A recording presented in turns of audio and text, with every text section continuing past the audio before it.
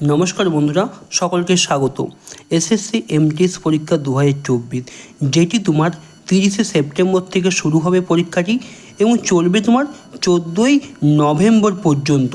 এই পরীক্ষাটির admit card তুমি check করতে পারবে, লিঙ্ক অ্যাক্টিভ হয়ে গেছে। কলকাতা যারা ওয়েস্ট বেঙ্গল থেকে ফর্ম ফিল আপ করেছো তারা চেক করতে পারবে তার পরীক্ষার ডেট কবে পড়েছে এবং কোথায় পড়েছে। আমরা এই ভিডিওতে সেটিই দেখব। এটি হলো এসএসসির ইস্টার্ন রিজিয়ন কলকাতার অফিসিয়াল ওয়েবসাইট। যদি তুমি নিচে আসো দেখতে পাবে, দেখো 17 তারিখে একটি আপডেট আছে, know your status or multitasking non technical staff and havaldar CBIC and CBN examination 2024। মানে এমটিএস তোমার অ্যাডমিট চেক করার জন্য একটি লিঙ্ক দেওয়া আছে। এই লিঙ্কটা তুমি যদি ক্লিক করো তাহলে তোমার আরেকটি লিঙ্ক ওপেন হয়ে যাবে। লিঙ্কে ক্লিক করলে এইভাবে তোমার একটি পেজ খুলে যাবে। দেখো, MTS multitasking non technical staff and havaldar CBIC and CBN examination 2024 know your status. তুমি কীভাবে চেক করতে পারবে এটা?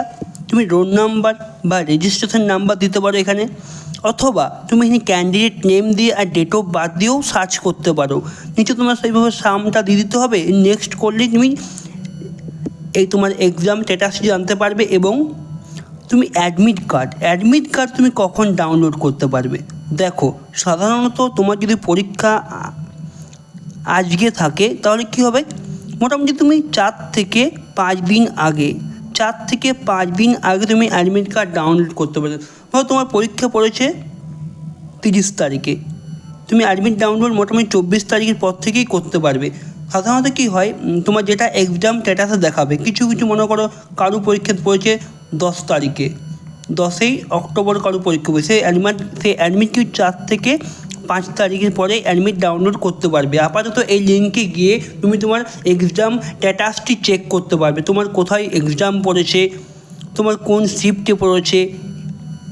আর অ্যাডমিট ডাউনলোড 4 দিন আগে করতে পারবে। এই লিঙ্কটি সরাসরি তোমাদের এই ডিসক্রিপশনে দেওয়া আছে, তোমরা ডাইরেক্টলি চেক করতে পারবে।